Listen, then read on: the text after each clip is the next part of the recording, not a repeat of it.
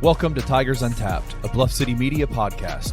Stepping up to the microphone are your hosts, Trey Lasley and TJ Willis. Now, let's get to the show. Welcome, ladies and gents. Episode 110. Kenny, Yes. TJ, we're all here tonight. It's good to have TJ back, Good to have you back, TJ. except for he's muted. Or he's just mouthing. He's to just us. mouthing stuff. Yeah, I'm just mouthing it. Look at that tie-dye you're rocking tonight. Yeah, man. This is a Grateful Head out of Hot Springs, Arkansas. Wow, there you go. This is There you a go. pizza and beer place in Hot Springs, which is where my wife and I got married, for those that don't know that. I did. Pretty cool place. If you've In a never been to Hot chapel. Springs, Hot Springs is cool, very man. cool place. Yes, it was. It's We had a A little good time. weird, kind of cool. I should have wore. I didn't know you were wearing that. I should have wore the hat that I bought while we were there for your wedding. The Indiana Jones look. Yeah, maybe next week. So there's a place in y'all seen the show Ozark, right? Yeah. Jason Bateman and all that. It's on Netflix. He's lying. You're Stop. absolutely lying. Everybody watched Ozark. Best we've ever heard of Ozark. I don't assume anything. We were there for a wedding in Hot Springs, my whole family, and we went to this place. It was this one pizza spot in Hot Springs, and it's one where you have to go in and you have to buy they only have a certain amount of pies that they make every day, so you have to reserve your dough before you go in. And so you have a set time you can go in, and it's just completely packed out at all times. And it's some of the best pizza I've ever had. And it's owned by this dude from Brooklyn, New York. And he has been there for a minute. I'm telling you what, if that dude ain't laundering money for the mob, I don't know. He's there either laundering money for the mob or he is absolutely on witness protection. One of the two. But it is Why? You're just saying why is he in Hot Springs? like just the conversations we had and you just got those vibes from him. the way he was talking, I was like, this man is either in witness protection or he's laundering money for the mob. But he makes damn good pizza. His pizza is fire. What's it called? It's got to be DeLuca's, probably. Oh, Couldn't tell you. I'm looking it up. Hot Springs Pizza. Did TJ, while I they- look this up, tell the folks at home what we're drinking this evening. We haven't even touched that yet. This is Grind City Damn Near Kilt'er Scottish Ale. I don't get the name. I'm going to be honest with you here. We picked it because this last week in AAC conference play damn near killed us. Damn near You're lying. Shit. Is it Rocky's Corner? Potentially. I couldn't tell you. Rocky's. No, that says I don't think I've Chicago had style Rocky. pizza. It's probably DeLuca's because this is Grateful Head, and we had Squeeze Box is what we had at the actual reception. No, not reception. The day before the wedding and all that. No, Yeah. 2 days before that. I'm talking crazy. You Oh guys yeah, had all that. Thursday night. Thursday night. Yes, thank you. Yeah. Is it this? Is it Domino's? Yes. It's Little Caesars. They got a 4.1 on Google. Dom's. Is it Beano's Pizza? I literally could not tell you. Kenny, you can't come at us and say this is the best pizza you've ever had and not. I'll even find know. out. I'll put it in the chat. All right. Yeah, we went with damn near Kilt'er because Temple did kilt us. But this week in AAC play, cherry white is not our color. I don't want to see another whiteout. Damn sick of towel t-shirt games, whiteouts. Biff Poggi shirtless on the sidelines. These environments we play in are absurd. Nobody else in conference is getting this treatment. Did you see Parth wrote a text? He said he asked the security guard walking into the arena. Well, the security guards don't know anything. Yeah, that guy doesn't know anything. And he said, we haven't sold this place out. And What is he talking about? I did see some tweets though from Charlotte fans that said there were more Memphis fans in the building. Oh, yeah. than Charlotte fans. Yeah.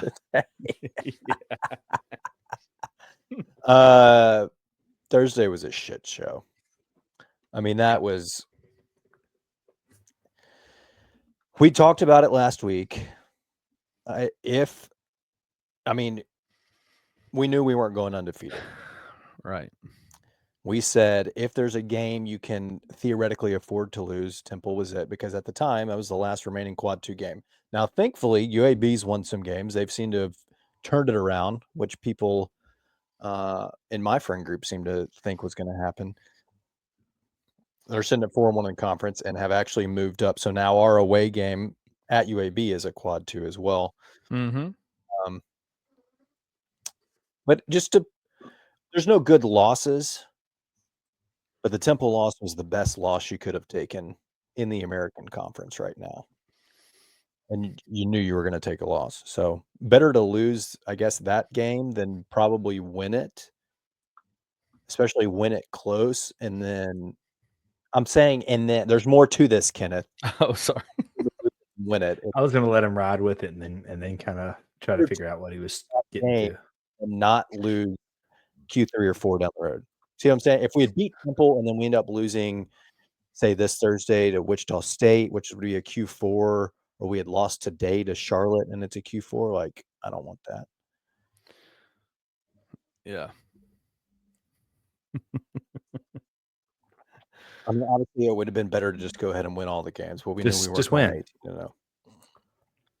18-0. I think there was one glaring, obvious issue on Thursday. Everybody Paying knows attention about to it. a If you rebound. don't, then you haven't you didn't watch a game or read anything about it. But if we rebounded the damn basketball, even half of what we probably should have, we probably win the game. If we rebound it at a normal rate and don't get absolutely obliterated, we probably win by 6+. They got out rebounded 2-1 in that game. That is 40. Was it That's pretty wild. 49-25? I think total rebound. Temple had 22 offensive rebounds. No. And we had how many total, TJ? 25. 25 total rebounds. They had 22 offensive. It was the most frustrating thing I've ever seen in my life. Wow. Down the stretch, they got 2 offensive rebounds off of missed free throws. I mean, there were multiple possessions in that game where Temple got like 3-4 shots rebounds on the possession, and I mean, I've never watched something so frustrating in my life. And it's weird because the first 3 minutes of the game, it looked like we were about to obliterate them on the boards because Musa kept getting those tip back. We had like probably the first 3 offensive rebounds of the game. Yeah.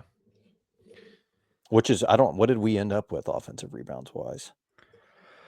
10 total. 10. 22 offensive rebounds to our total of 25. I mean, that is just outrageous. And then the free throw shooting was horrendous too. Like, what the hell happened to PJ down the stretch? We kept cutting it to 3. We kept making it a 1 possession game. And then at one point he missed 4 of 5. Yeah, but those last 2 were the ones, you know. He had literally he missed 4 all night. So those 4 out of the 5 that I guess those were probably his last 5 attempts. He missed 4 of them. He had literally just gone 10 of 10 from the line the previous game. And then down the stretch goes 1 of 5.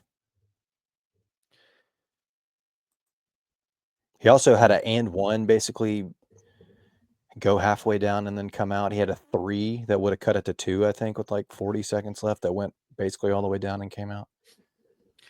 I think the thing for me that game that was so crazy was that, like, you can literally, like, a lot of times when you see a game or you see the results of a game, you try to go, and if you watched it, you go, you don't really have like very specific things that you can say, this is why the Tigers lost, or this is why the team that I'm pulling for or whoever lost.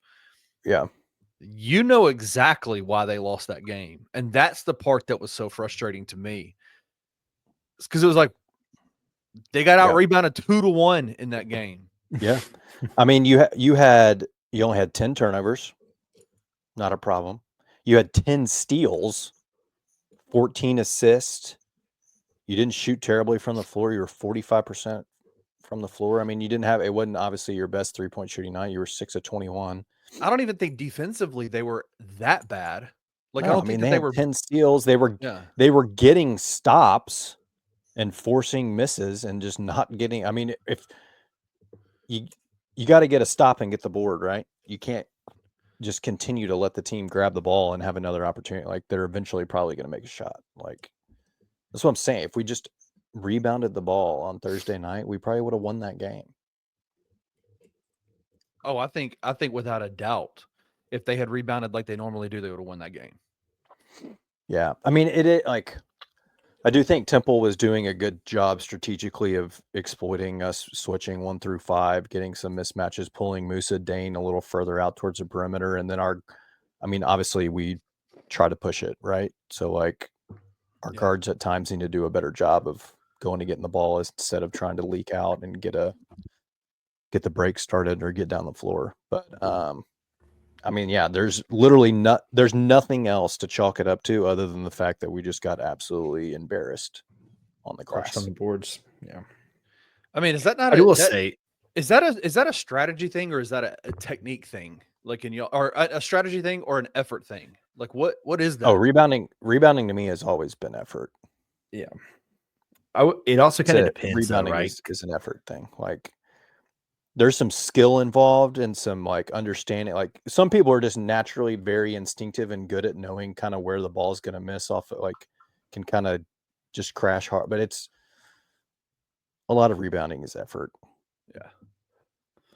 It depends. Like we've talked about it before. Some of those long rebounds that are going back to the guards, and it's just kind of a luck of the draw. Yeah. I mean, there right? were You kind definitely of get some of that in there as well. There were definitely some in the Temple game where they were a miss so bad that it's bouncing out to the 3-point line. And there's not a lot that you can do with some of those, but it wasn't 22 of them. Except No. for if you know that, though, like you said just a few minutes ago, they were wanting to push so quickly that a lot of the guards were kind of leaking out and Yeah. expecting Dane, expecting Musa and Nick. There are multiple things with that. Is when you see that trend happening, get back into the game, right? Like get Yeah. back into the defensive Yeah, rebounding. And then Yeah. the second thing is and we'll talk about we can talk about the game today or the game this weekend against who'd they just play? Charlotte. Charlotte. We can talk about the Charlotte game as well. I think they did a much better job today of that. But how many slap out rebounds did y'all see in the with the bigs? Like instead of going up with two hands, they would just jump up and try to tap it back or slap that's it out. it's definitely a problem. Nick does it a lot. A lot. It is. I mean, there are definitely times where that's a better option because you're probably you can't get two hands on it, so you're just trying to get it to one of your guys, and I think it's a fine play. But yeah, we probably don't grab the ball as often as we should and try to do some sort of tap out. I don't know. Temple's not great, and I think we probably smoke them when they come back here. But well, I don't know. I don't know that we'll smoke anybody, to be honest with you. Actually, I kind of take that back. Did either of you happen to listen to the game, like the coverage? No, I watched it. Like, yeah, like you mean the commentary or listen to Wolo? Wolo. No, I did not. I was just hoping on it because I'm looking at this roster and I'm like, Wolo was sweating, dude. Absolutely sweating. There's names on here that I would butcher. Yeah, they got a fun 7 group. names. I'm going to say wrong, at least at one point in time. I have no doubt that for Temple. I have no doubt that Wolo called Jamal Mashburn Jr. Marshburn at some point. Probably more than once. He definitely threw an R in there. Mashburger. Mashburger probably happened. Mash and Spear. You kind of already you touched on it though. I thought it was funny. Well, not funny, but in the final minute or so, whenever it was, when Haggerty missed the 2 free throws, I was like, that's just kind of how this game has gone. The entire time. It is what it is, right? I hate it too because they always. I feel like it always happens like that, where I have convinced myself we're not winning this game. We'd gotten down by like 15. So I was at the point where I was like, all right, I'm settling it where it's not happening. And then we make a run. We cut it to 3 with 7 minutes left. And I'm like, all right, they are going to pull this out. Yeah. And then just down the stretch, our guy that usually is pulling us through and figures out a way, it wasn't his night that night. Yeah. Wasn't his night. So we move on in a perfect rebound game. And it felt like that for most of the game. I know that Charlotte made a couple of runs, especially late in the game, to only bring the margin to 9. We ended up winning 77-68, but we led by like 22 at one point, I think. And it felt like the perfect get back game, get right game. You needed it. It was a road game. And then just you go from being up 20 with like 3 or 4 minutes left to somehow you only win by 9. I mean, some of that was it felt like Charlotte was getting a bunch of calls down the stretch, and then we kind of went a little bit cold. But I don't like. I think they obviously fixed the rebound issue. Some of that is just Charlotte is a real bad basketball club. But from the rebounds, you out rebounded them 42-28. So you kind of had your way there. You had 10 offensive boards. You held them to only 6, where that felt like a little bit early. Charlotte, it might have been another night where we were giving up a bunch of boards, but they fixed that. I mean, today the only issue really was just turning the ball over again. Yeah. You end up with Which is with evergreen, 16 right? turnovers, right? I mean, but like the other night, they only had 10, so it wasn't that bad. But today, it just felt, honestly, it felt like more than 16 to me. But Well, I say that, I guess not very specific to this team, but it kind of feels like every Penny team is average 14, 15 turnovers a game for the most part. But yeah, which is too many. Charlotte had 10 steals. That's not good.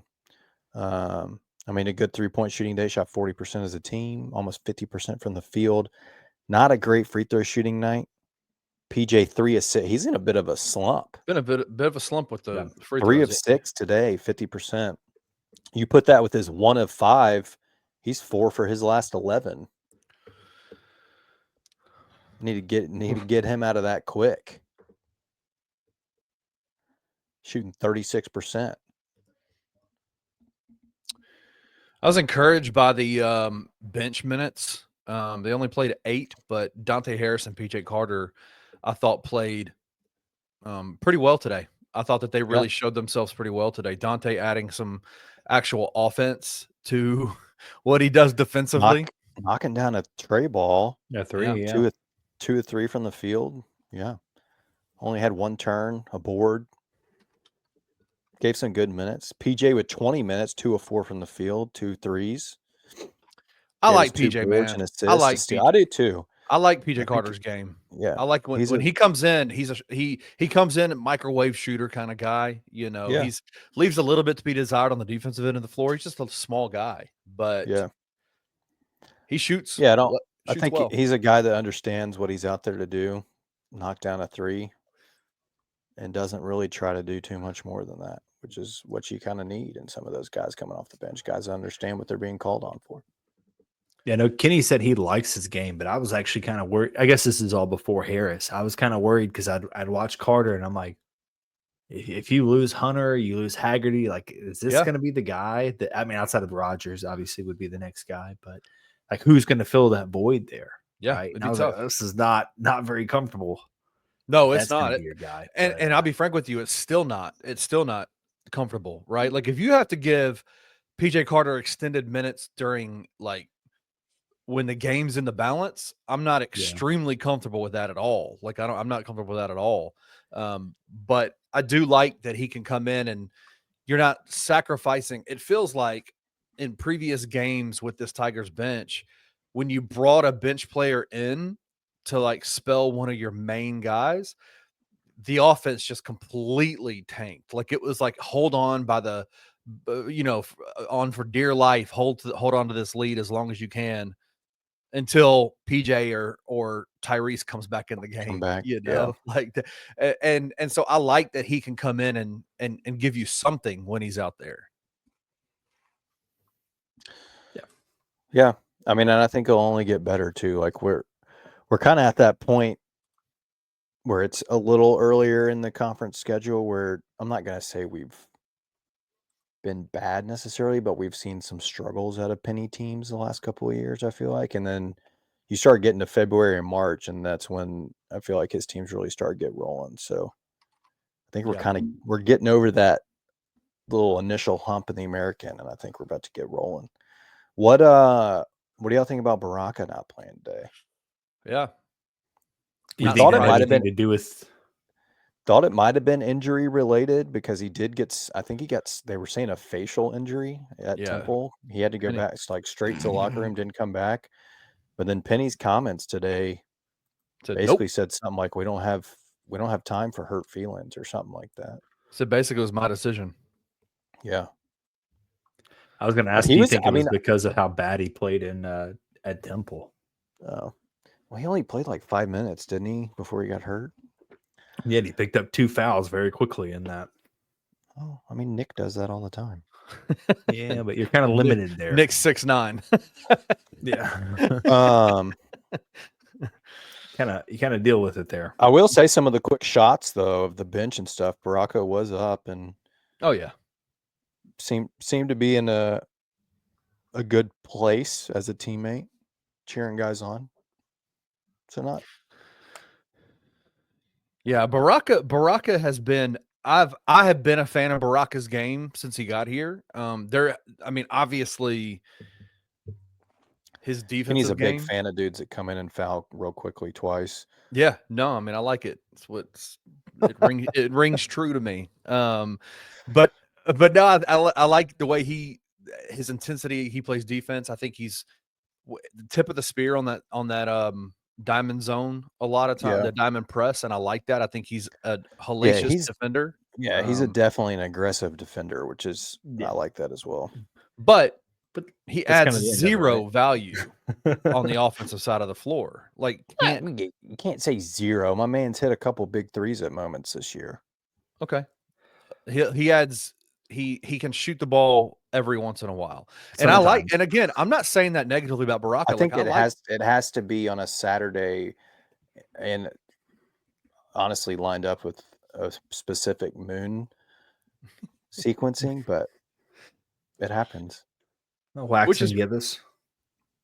And so that I think this Dante Harris thing, if he can give you, because he is as good of a defender as Baraka is. The only difference is that he's smaller than Baraka, right? But if he is as good defensively as Baraka is. Yeah, he has that same intensity on that side of the floor. But if he can add offense, if he can give you that's what I was about to say. If he can, it doesn't have to be just like it was today. 5 points, go 2 of 3 from the field. Yeah, I'll take that. We'll take that.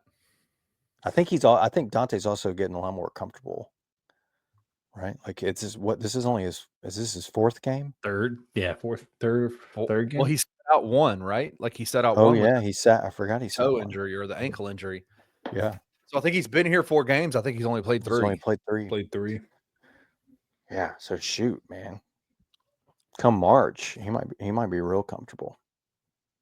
Still trying to get his feet wet. If he can add offense to his game, he adds so much value to this team, like so much. Because I trust him with the ball. His offensive numbers, his previous years have been. I want to throw up on myself, but not good. We don't need a whole lot of offense out of him, right? Like we got dudes that can do that. I mean, it ain't been that bad. Go back to Georgetown. That wasn't that bad. I'm just saying, like last year, my guy shot like 15% from 3. He shot like 60% from the foul line.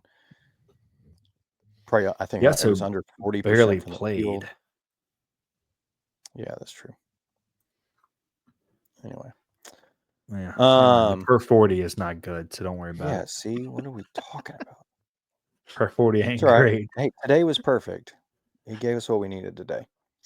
Yeah, he's a good safety net, which is kind of what we were talking about earlier. Yeah. You need him to give those guys a break. Obviously, with the Temple loss, there was a lot of talk about metrics, metrics X, falling a seed line.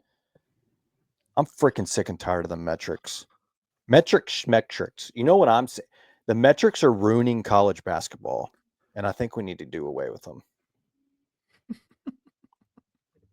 I know I'm one of the ones that's always looking at them, and I can't help it. But it's because the damn things are updated every single night, and they want. I can't tell if you're like joking with me No, because I'm you want to dead get me serious. riled up.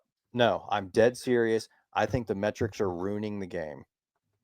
I'm serious. Give me your reason why you think metrics are ruining the game, and for one reason only. If a team went out there and won every single game this year by 1 point, their metrics would be shit, but they would be the national champion. It does not matter. Like I do not care what a computer says. I know that it matters because of seeding and everything, but I'm like, the computer doesn't take into account like what you were talking about earlier, like a whistle that's one-sided, or it doesn't even take into account injuries, right? Like a game that's weighted the same, they're all weighted the same basically. Doesn't matter who played and who didn't play. It's all about margin of victory and efficiency, all freaking efficiencies. Like who gives a shit? Just they're winning games. We have a good resume, and we're going to get hurt down the stretch because we're not beating teams by 20 plus. And I think that that's stupid. Here's my go ahead, TJ. I'll rant. No, you're fine. I was just gonna say, I mean, this is something we've all felt at one point, like how people overly rely on Ken Palm. Like, well, they're in Ken Palm, they're 100, they're 101, right? So they're right on the outside of a top 100 team in Ken Palm. I'm like, what does that mean, right? What's the difference in the 101st team and the 191st team? It's probably not that much. I'm gonna let you know that the 191st team can have a momentum swing, right? They can get hot. Yes. Basketball is unpredictable. College athletics in general are thank you quite for unpredictable, but college basketball very specifically is quite unpredictable. TJ, and you get these weird runs, dude, and this stuff happens all the time. So when people mention Ken Palm, I'm like, okay, you can use it sometimes, but it can't be your Bible for a lot of this stuff. The metrics, you can't use it that way. And these dorks and these computers are trying to make college basketball make sense. And that's the beauty of college basketball, is it doesn't freaking make sense. I agree. And here's my problem with metrics and net rankings and all these equations that they put out is that whoever is the aggregator of that, whoever's the creator of that equation, that algorithm, whatever it may be, can literally can use the metrics, can use the data that's brought in whatever story they want to tell whatever story they want to tell. If there's no way you can tell me that confirmation bias, that conference bias, that those kinds of things aren't real. And I'll give you an example. I want you to do me a favor, Trey. I want you to pull up Memphis's net rankings, like quadrant wins for me. Do you know the records in all 4 of the quadrants right now? Yeah. What is Memphis's win-loss record in quad 4 games? They're 2-0. Defeated. Yeah. Okay. This team, I'm going to give you anonymous team anonymous team A. All right. Anonymous team A's quadrant 4 record is 4-0. Okay. What is Memphis's quadrant 3 record? They're 3-1. Okay. This team's record is 4-0 in quad 3. Okay. Quad 2. What is Memphis's quad 2 record? I believe I just had it, but I moved. They're 4-1. Okay. Anonymous teams 4-0 in quad 2. Okay. Quad 1. This is the biggie, right? What is Memphis's quad 1 record?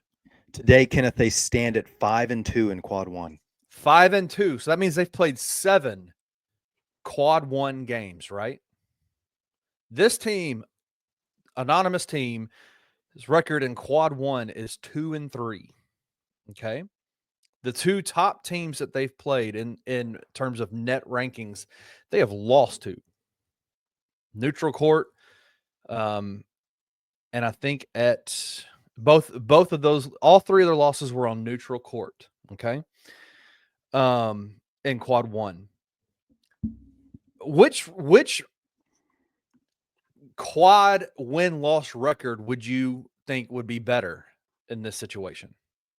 Oh, I would take 5-2 every day. 5-2 every day, right? What is Memphis's net ranking right now? 42. Would it stun you if I told you that this anonymous team's net ranking was 3? I was about to say, I bet you I can tell you who it is. It's Houston Cougars. Yeah. And I know that you said they have 2, but they literally just got both of those in the last 5 days. And they only got one of them because West Virginia just got bumped up for beating Marquette the other day. And they're 3. No, was it Marquette? Who did West Virginia just beat somebody the other day? They're UCF. 3 in the net. Yeah. And Memphis is 40. Well, also looking at this, you should have done this one. This would have really riled the folks up. Well, for one, somebody's 6-0 in quad 4. They're 0-1 in quad 3. So they also have a quad 3 loss. They are 3-0 in quad 2 and 4-4 in quad 1. So their combined quad 2, 1 and 2 is 7-4, where Memphis is 9-3. They have a quad 3 loss just like us, and they've played to date 2 more quad 4 games. It is Illinois, and they are number 8 in the net. And here's the thing. Here's the frustrating. North Carolina. North Carolina is also ranked ahead of us, not by very many spots, but they're top 40. They're 38th. You want to take a guess at what their quad 1 record is? Real quick. Have they won 1-6? Yeah. They're 1-6. They have a losing record in quad 1 and 2, and they're 1-6, but they're ranked ahead of us.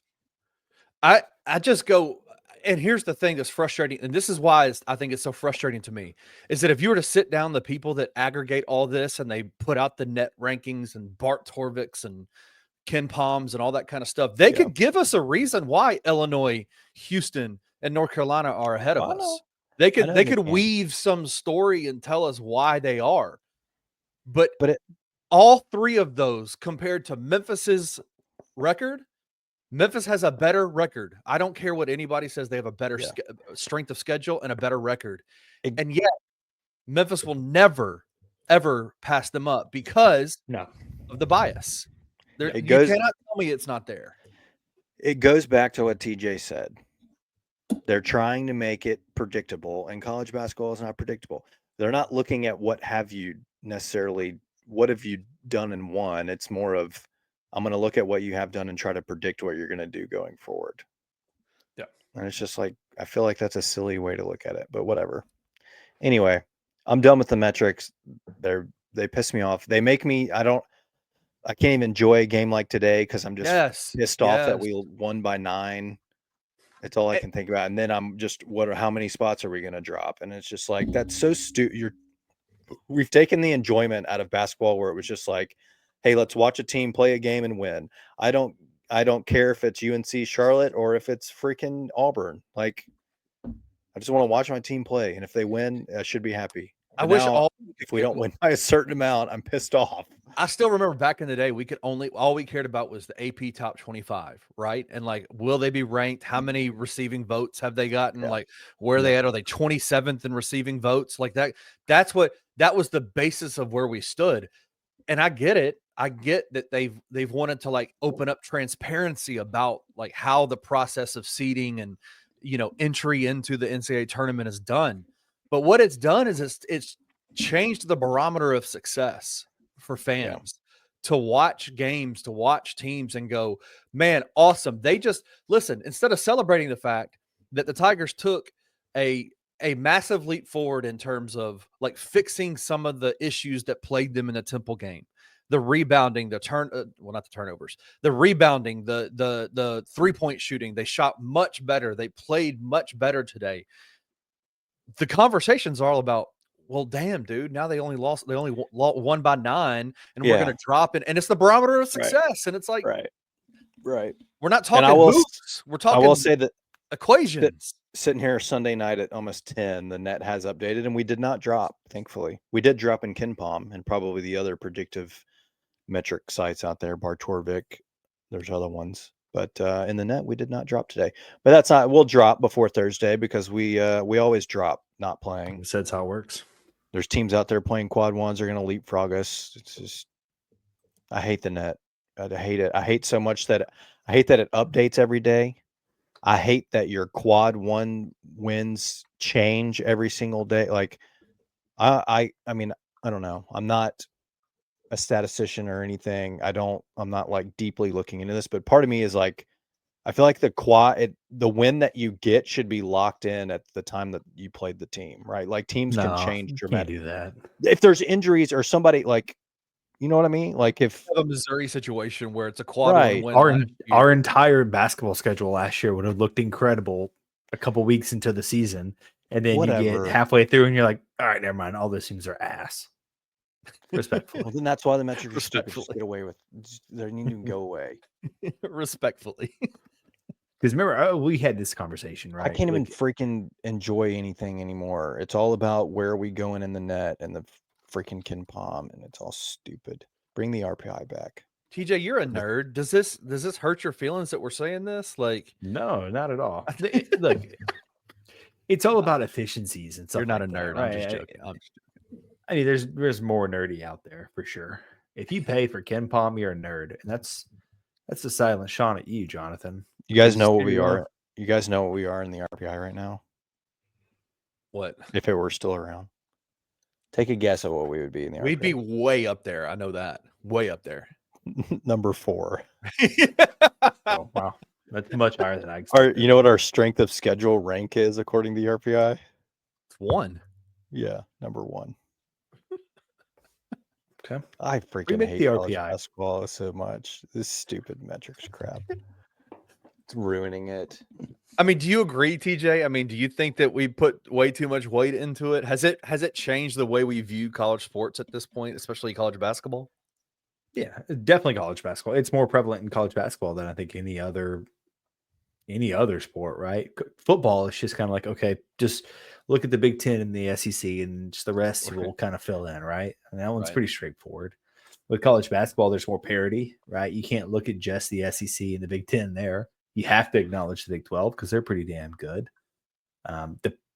And there's some other programs that are good that kind of free float out there, but no, I don't know how you do it. I don't know how you can have a ranking system without some type of analytics involved, other than just the AP, right? And then you got a bunch of randos, Yeah. and you got Gary putting people on blast, right? Which that was fun. That was very fun. That's very fun. He doesn't do them anymore, right? He did it once because last it doesn't year. really matter Poll anymore. attacks.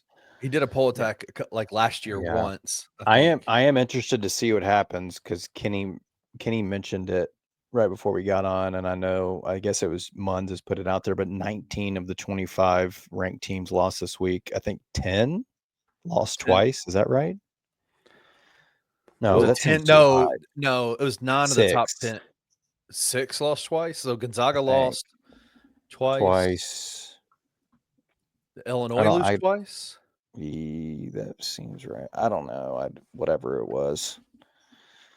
I am interested to see what happens, given we lost to Temple, but then beat Charlotte, and I feel like pollers usually don't pay too much attention to Sunday games. So are they going to think that we only played once this week and lost? Michigan lost. No, they ended up winning today, didn't they?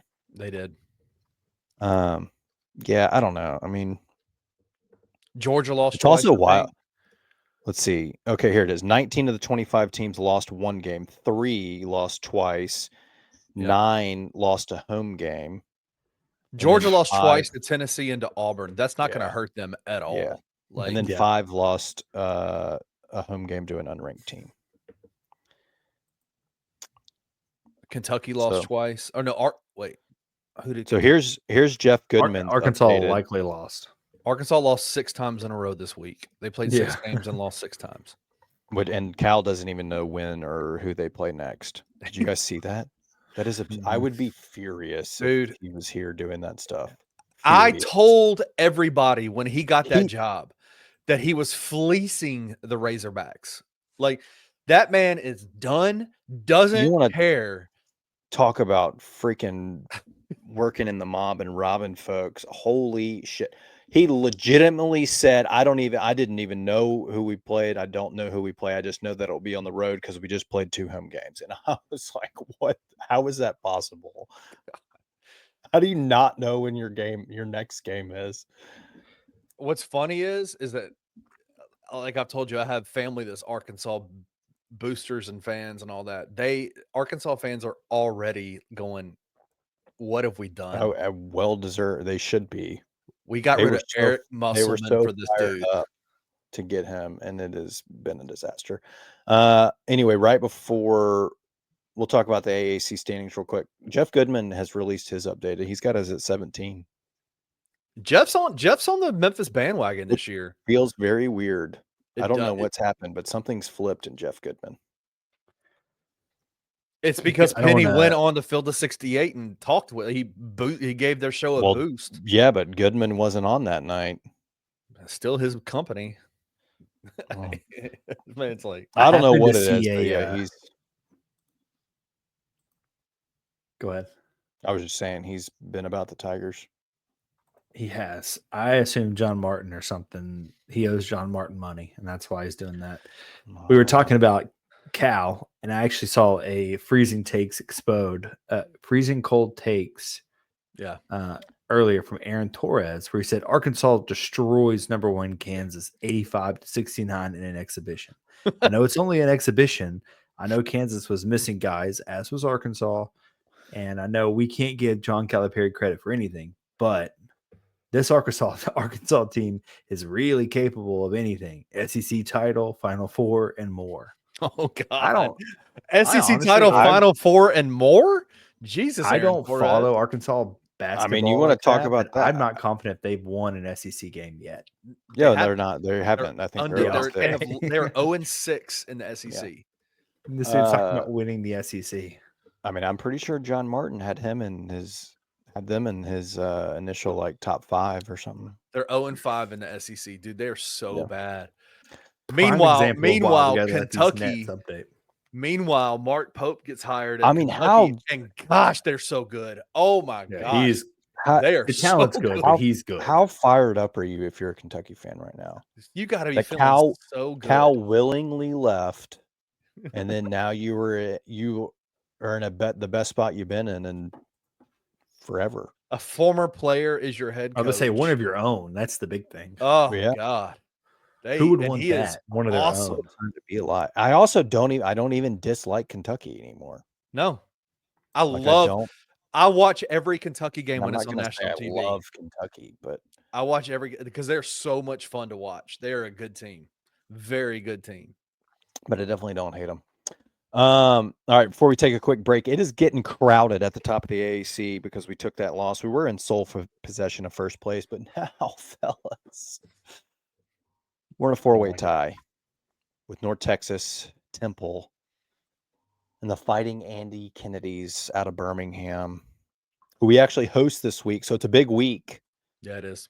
Because I'm not going to lie, during that Temple game, I started having some bad thoughts about, wow, UAB is going to win this league. But you got a real chance to take a leg up on UAB coming up here. Mm-hmm. You got Wichita State first Thursday, 6 p.m.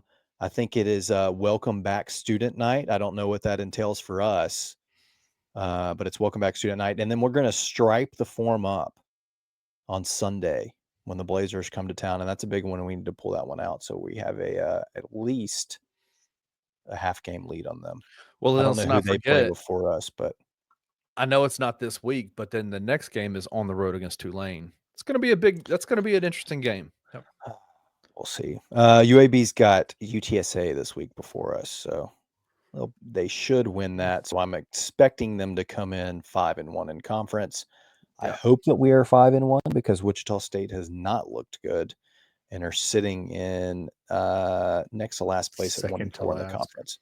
Who have they lost to? Everybody. Yes. Let's see. They lost to Temple. They probably beat Charlotte. Is that their one win? They actually lost to Temple by less than we did on the road at Temple. They lost to South Florida by 20 piece at home. They lost to UTSA by 13 away. They beat Charlotte by 9 at Charlotte, just like we did, and then they just lost to East Carolina by 3. So I don't know what that line will be on Thursday, but I'm imagining that KenPom probably has it at like, I was going to say 10-ish, but I pulled it up, and KenPom has it at 15, which feels like a lot. But we'll see. 91% chance to win at a 15-point game. It's because they And then keep he's got us. they keep setting Memphis up for disaster, dude. You got to win by 15 or You got to win by, for that to be helpful, you got to win that one by 20 something. And then Sunday, the Blazers coming to town, got it a 12-point victory at an 86% chance to win. So 2 games that at least KenPom thinks you should win by double-digit plus this week at home. Big homestand. Schmetrics. I know. With that, we're taking a break. I need to chill out about the metrics. We'll be right back.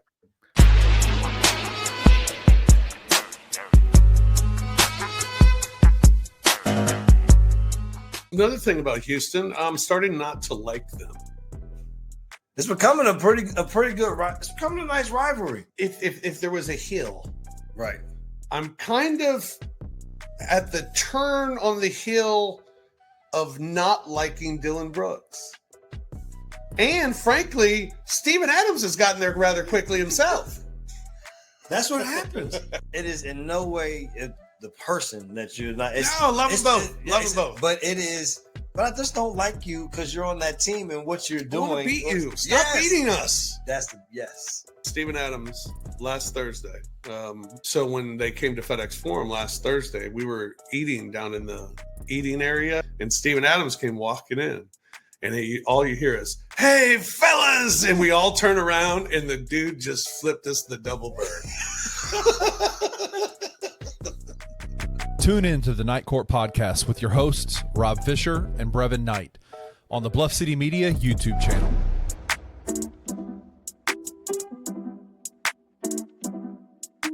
What is this Grizzlies team full strength? You're talking about a team who's been second in the West most of the season with a boatload of injuries. We've lost more games to injuries than any team in the league, still finding a way to be second in the West.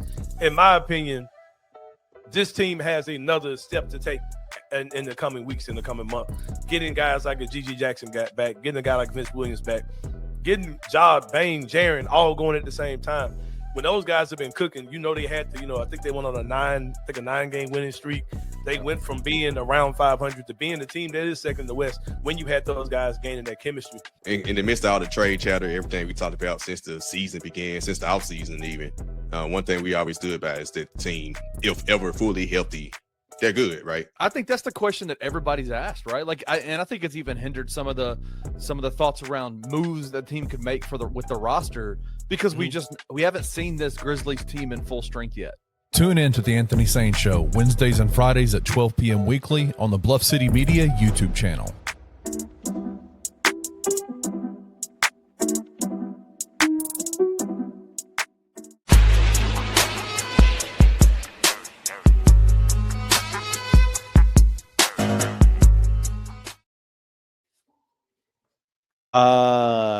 While we were away, we had some staff news.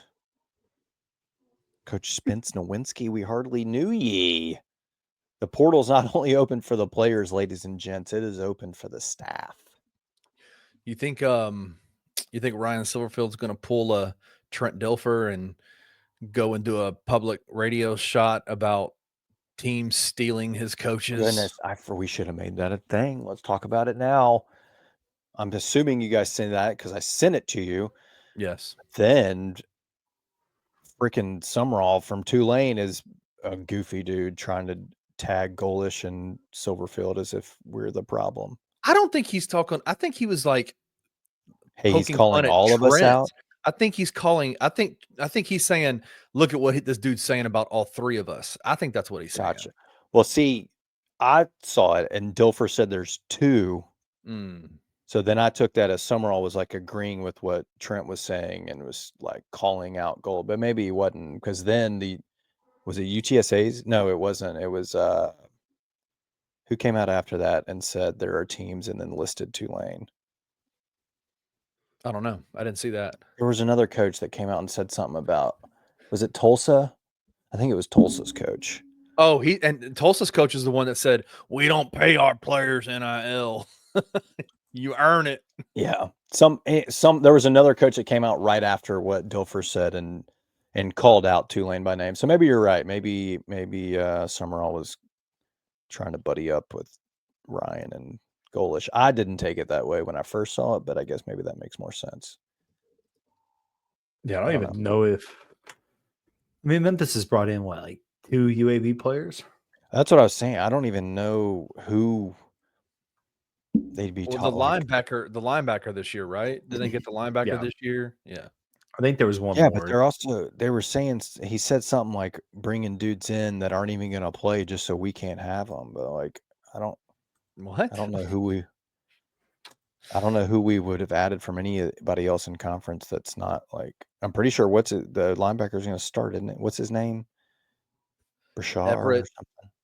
Everett. Brashear or something. Rusau. I think it's Rusau. I mean, he's probably going to be a starter, right? It's too early to say. I mean, you're changing every linebacker, so they just got here yesterday, so yeah, January. Which, by the way, shout out to Memphis football for putting that video out. That was cool. Did y'all see that? What, the new faces video or whatever? I liked it. I liked that video. That was cool. I love all kinds of videos that we're able to get. Yeah. Speaking of the new faces, and I need to update this now because I just pulled it up and it's no longer true. In the time that we were gone from last week, we had the number 1 portal class at one point, but fellas, I just pulled it up on Rivals again. We're no longer the number 1 transfer portal class. What are we? We got jumped. We're number 2 now. Marshall has jumped over us. With 39 commitments. But say that one feels like it may be a numbers thing. Their entire team is transfer portal. Well, it's because they all left. Yeah, I think Like some of it we might actually jump back up because I think there's several of our commitments that still aren't updated rankings wise. Right now, it's got us with 2 4-star commitments. Come on, Brian. Get on her, Brian. 18 3-star. I'm not saying Brian hasn't done anything. I'm just assuming that there's probably some ratings that need to be updated. So don't take. Well, maybe not. Job. It looks like the rest of them are maybe just 2 stars. I'm joking, Brian. We love Brian. But there was some breaking news this evening. Who does number 2 work for? That's right, buddy. You tell that turd who's boss. Austin Powers reference? Speaking of number 2, wasn't he number 2 at one point? If he was, that's awesome. Oh, he was number 4. I was about to say. Some of you. Ooh, here's one that says Nate Robinson number 2. Yeah, I guess he was 4. No, he was 2. He was 2 for Golden State, for the Bulls, at Washington, for the Pelicans. TJ, what a freaking segue! Who put that on there? Who did that? That was me. What? That was me. Me at the same time, so I don't know which one. Okay. TJ said not me, and you said it was me, but you both said me at the same time. People have no idea what we're talking about. Nate Robinson's son, Namir Robinson, has committed to the Tigers out of the portal. So maybe that takes us back to the number 1 class because he was I think a top 200 corner in the class at 23. 3-star kid. I don't know what he'll be as a portal player. I don't think he got much run at Colorado. He's coming from Colorado, played 2 years for Dion. He did have a pass breakup this year, though, against Colorado State, so he's seen some action. He's a 5'9", 170-pound corner that's committed to the Tigers tonight. But back in October, Nate was commenting like big win and stuff, and we're like, what the heck's going on? But now, I guess the Robinson family is going to really be all in on the Tigers with Namir.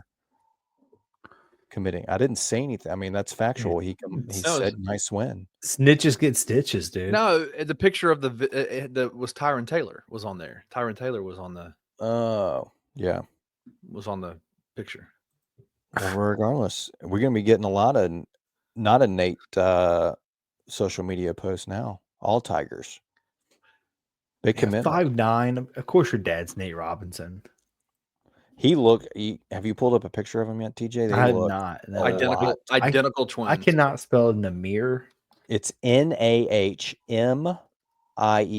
Robinson, and they look Oh wow. Yep. quite a bit alike. That's wild. It's kind of Quite a weird. No question who the father is there. Probably they young are- Nate Robinson. Can we screen share on this thing? TJ never knows how to do it, so I'm going to do it here. Yeah, hit present. This here picture, we he's go. also maybe 3. So You guys see this? Man, Sharon, look how they look so much Yeah. alike. yeah, that's See, wild. 3-star, number 205 corner. I don't think he's rated take as a it. transfer yet, but hey, we need I'll help take in it. the secondary. Maybe Namir can play some man coverage. I don't know how he'll match up against UTSA's tight ends, but maybe we'll get some pass deflections. How dope would it be if Nate came to the games? That'd be awesome. That would be cool. That would be cool. Is that the most high-profile son of a professional athlete / well-known person we've had on the team? Off the top Depends of how my you head, feel about I Rodney. mean, I guess it doesn't like Jaden and Ashton, obviously Penny. yeah, it depends on how you feel about Rodney Newsom. Is he a big star? That's really the only one I could think I of. loved watching him shoot the basketball. I will say that. Shout out to Rodney Newsom. I think he is at West Virginia now, maybe. He's bounced around a little bit. I thought he went to, where did he go after Memphis? We're talking about junior now, not Rodney, not senior. Western Kentucky. Yeah, that's right. Is that right? Hold on. Let's look this up. He was at Western Kentucky. He transferred at some point in time. He may not be at West Virginia. Yeah, or ever there. He's at Western Kentucky. Yeah.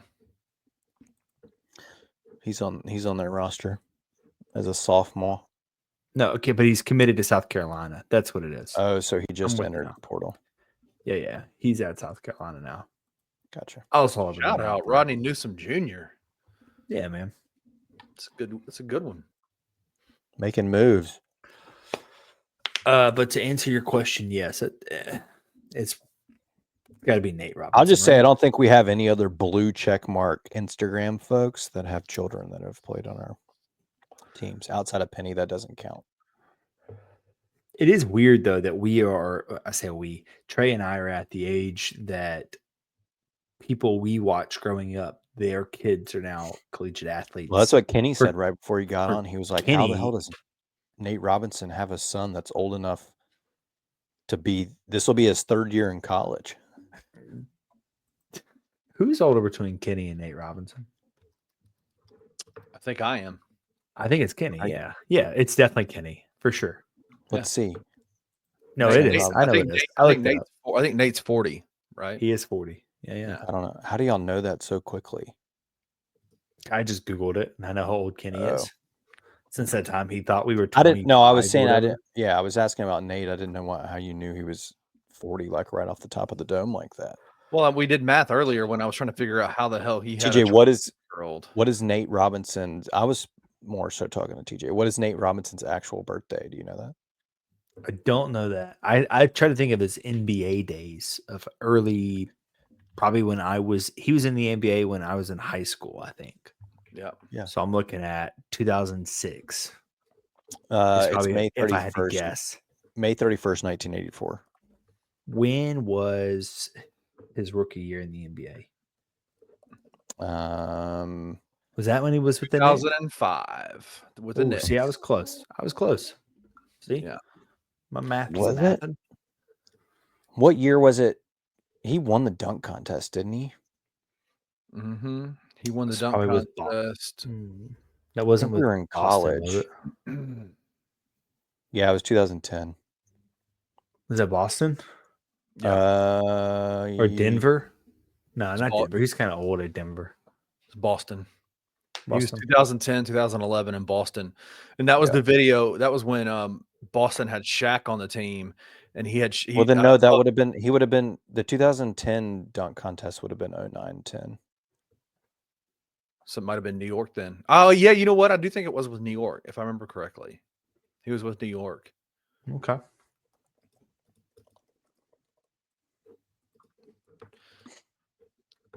Obviously, We say all this, and at some point, someone's going to have someone's dad. Someone's going If to be we don't related to someone else that we're forgetting about. If we don't have Nate Robinson releasing the Tigers epic in the fail. game, I will say Silverfield's pretty good about that, about pulling people in to do that. So if he is interested, I think they make that happen. I thought you were going to say specifically. Yeah, he was with the Knicks when he won it. Getting players' dads to release the Tigers. I don't know if that's ever happened, has it? No. We should be coming up soon, though, on our official schedule release. So we at least know the dates. Are we going to be playing Tulane at home in the Liberty Hole on Thanksgiving night? That would be a first. Won't it work out that way, though? Tulane will be in Memphis this year, right? Yeah, they'll be in Memphis. It's just up to the conference of whether or not that's. I would assume that they try to do that again. And I think it's been confirmed that the Egg Bowl, again, is not on Thanksgiving because I think the SEC's released their schedule. So my assumption would be that we will be playing Tulane at home on Thanksgiving night, but I think we probably have it's probably more like close to a month. I think it's normally middle of February when AAC, which I also don't I guess are they waiting on the NFL schedules because of USF and Temple? Is that why we take so long? When does the NFL schedule come out? We're like the last conference, I think, to get conference schedules when it comes to football. It does feel that way. It's got to do something. It has to be something with the NFL stadiums. Yeah, we have what? Temple, USF. Yeah. Is that it? Those are the two. Yeah, I think. They said so. Last year's 2024 NFL schedule was released on May 15th. Oh Lord. Okay. Let me see. Well, then it's not that. I don't know what it is, but for some reason the American release is well out. Like I'm pretty sure the SEC schedule came out before the season was even over. Obviously the season isn't over because the national title is tomorrow night, was yesterday when this airs, but I meant before like the regular season. Anyway, I don't know. That'll be out soon. We'll take a look at it. TJ, let's get in this damn near Kilt'er. We'll get out of here. You said Can is bum. Liberty Hole that made me think. What? Go. You said Liberty Hole. It made me think. I haven't looked at the live feed recently. Is it still up and running? It's still up and running. Yeah. Yeah, they're doing a lot of work on the I wonder how much they're different it's going to drilling look. pillars. Yeah. Is that what I'm seeing here? Oh yeah, that makes sense. Yeah, you got to have It looks some like they're pillars drilling pillars. Mm-hmm. to hold that structure up for sure. But other than that, it looks no different at all. Really, I'm pulling it up right now. Yeah, it didn't look any different to me. The bunch of cranes. It's real very dark. Dark. I'll have to look at that tomorrow. I don't think I've yet to see a situation where it has been lit up. You think they're working out there this week? It is beautiful. Frigid. What? I went back. I clicked something, the panorama view. Oh, it took you back. And it took me back to just a snow-kissed turf. Wow. Looking real good. Can you imagine if we'd played a home playoff game last week when it was snowing? gosh, you bring a southern school like Texas up here, no way they're coming in here and winning. 7 inches of snow. Panorama's not working for me. Currently yeah, 23 degrees out there at the Liberty Hole. Whew. The can sucks. Respectfully. Going back to your Oh statement. wow. I clicked on panorama, it's working now, and I just got a clear field Wait, from what? the rooftop. This is cool. I think this was earlier today. Oh, wait. Now mine had snow on it. Oh, Now you it can doesn't. cycle through the days. I'm going back to last week oh yeah, there we go. I went to January 12th. Oh, look at this one. Look how beautiful. I'm pulling this up. Can you imagine? Holy cow, this gets me giddy. I want to go to a game at Simmons Bank Liberty Stadium when it looks like this. Can you tell me how firing? This would be awesome. Look at that. We can't see your screen. I can't, at least. It's not working. Damn it. Hold. Look at that. Oh yeah. It looks How like one of the sick would that NFL be? games. I know. Today. Doesn't it look It looks like awesome? Baltimore Buffalo tonight. Yeah, they're Goodness. miserable. That would be so sweet. Our seats are like right there. Yeah, it's pretty dope. Gosh, I'm that would usually be cool. room- Look, that was the day before. Look how beautiful it looks, so warm and sunny, and then you're like, ha. So they're not doing a whole lot to the framework of the bowl yet, but they are absolutely doing a lot of work on that outside, like that Yeah. where the actual like structure is going to be. The what is it called? The Halo? Is that what you're kind of saying? I guess I don't know. The concourse area. The concourse area, yes. Yeah, where the turds float by and stuff. Yeah, I cannot wait to see what it looks like. Well, I don't think they're going to do much work on the actual like bowl area. I think most of it's going to be on that what you see there, Yeah. the Liberty Yeah. Hole. Yeah, it will be. Are they not Whatever doing you anything else see it with? looks like. Are I they think not they're. doing anything else with the seats or anything like that? I thought they were. I feel like that'll be You one of can the zoom last in and go things, way up there. You can look at the roof. Get real. Yeah, weird. yeah, that's what I was doing. I do. Didn't they open up some of those sections though for the bowl game? So I think we'll actually have a little bit more seating next year. You know, this year they had like the 2 immediate sections right by the hole cut off, I think. Yeah. Yeah, So this next looks year like that just might be one open. section cut off Yeah. from each side. All right, let's get in this damn near Kilt'er Scottish ale out of Grind City Brewing. Pop Media. They don't make beer. They have TJ beer and I taps talked in about there. this. Don't care for the Grind City cans. We don't ever know what's going on. It's some kind of plans. But I'll give them bonus because they put a little kilt around the bottom of this can. Look at that, Kenny. That's pretty cool. Give a couple bony points there. My father-in-law He was did- Scottish, and so I appreciate Really? the kilt. Yeah, That's great. You ever seen him in a kilt? I have. I'm actually Scottish. Wow. Wow. He played his favorite place to play golf was in Scotland. Well, that would probably be a lot of people. The birthplace. Would love to do that one day if I'm so lucky to. TJ, I'm going 5.8 on this can. I'm trying to reverse And that's search what this That's with can kilt is. bonus points. Can's pretty boring. You know, we touched on it. I will say the kilt does look kind of cool. I don't know if it's doing justice right here. It's kind of shiny a little bit. Yeah. It's just a Grind City can. Nothing against them. I just think their cans are boring, and I understand you got to keep overhead low, right? It's a business decision, but so is me giving it a. You said 5.8. I'd probably go 5.6. I think it's boring. Actually, you know what? Kenny, you know what I did last week because we had to recycle? This is the same deal with Grind. It's a stickered can. This isn't even printed on the actual aluminum. And I'd it have does to not get. So you gave it minus 2 Yeah, decimal points, Yeah. and then +1 for it being recycled. You're not. Are you Yeah. doing that? Yeah.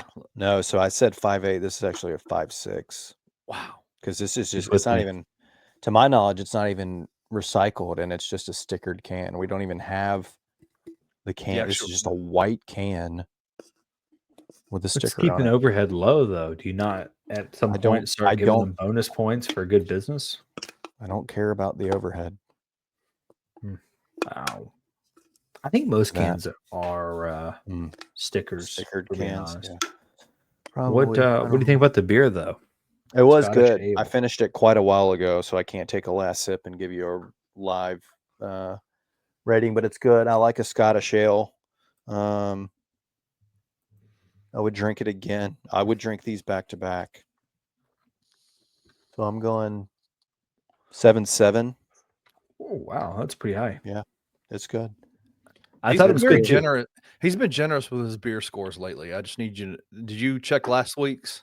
No, I It's didn't. like a This sounds 7. rude. I did not watch the episode all the way through to the very end to the beer score. Sorry, guys. Okay. There's probably a lot of people that don't make it to this point. It's probably the two of us and my mom and dad that are still Yeah. here. Thank you, Mom. Thank you, Miss Kenny, you're Betty. not supposed to call her Miss Betty, she says. Oh, what am I calling her? Just Betty. Yeah, B. just Just Betty. All right. Thank Or you. BB. Thank you, Betty. You wanna- Appreciate BB. you. you want to Yeah, if you BB's want a to good call her one. by her grandmother name, you can call her BB. All right. Thank you, BB. I thought it was good. I thought it was going to end up being too malty for me, but it was actually pretty good. Not a lot of malt in there. I could definitely drink two Oh, back to back. sorry, I have the text from my mom. She said, "Tell Kenny my name is BB and there is no miss." I Putting love laughing it. Emojis. So Dude, there your you go. mom's awesome. It's what it is, you know. I'm gonna say 7.2. I thought it was good. I think if you see this one out, you get, or if you go to Grind City directly, you should definitely get this one. Pretty good. It's on draft would be great, probably. I would agree with that, We need to especially do that. now when it's kind of cold. It's like Yeah. really cold out. I think it's Throw a damn kilt good beer on and for get really up cold there. out. It probably hits hard wearing a kilt too. This is a true story. I was like, I think it was like 49% Scottish at one point when I looked at my. At one point, I don't At think one- that changes. That doesn't It change. does change. Yes, it does change because when your other people in your family join into ancestry.com Oh, and I they see what take you're the test, it does Gotcha. change your lineage in a Gotcha. I see what you're sense. saying. Maybe lineage isn't the word I want there. While but you're it does in- change. You're in Ancestry. It moved. It was something like crazy high, but it Are you changed pulling it last up little right bit. now? I'm trying to, yes. You'll have to update us next week if you can't get it. Two-step verifications. This is outrageous. I don't care who knows my ancestry, you know? Two-factor. We'll give TJ another getting 5 close. seconds. Maybe Four. maybe a little more than 5 because I got to pull Well, up the. I am literally about to urinate all over myself, so I need this episode to end. Well, here it comes. Don't worry. Sorry, I hit the wrong button. Mhm. Doing It's this my on bad. purpose. He's doing this on purpose. I know. No, dude, I am. here it is. It's it has changed to 45% English Wow. in Northwestern Europe, and Scottish has dropped to 39%. I don't know what happened, Wow. 39%. but as of like 4 weeks ago, I was borderline 50% Scottish, but it has now changed. You probably can't see that of any value. wow. The blue here is Scotland, 39%. Nice. So, And what was the other big one? England, which is pretty obvious. Scottish and English make up 79% of TJ. And those I also flowing got some locks. German and Irish as well. So There you go. I think we know exactly where I came from, There you go. obviously. Well, come back next go week, everybody, Sax. with your ancestry results. Bring a cold beer and stay for the hot takes. We're out of here. Peace. If you enjoyed this episode of Tigers Untapped, leave a rating and a review wherever you download your podcasts. Like and subscribe at Bluff City Media's YouTube page. Head over to www.bluffcitymedia.co for comprehensive coverage of Memphis sports.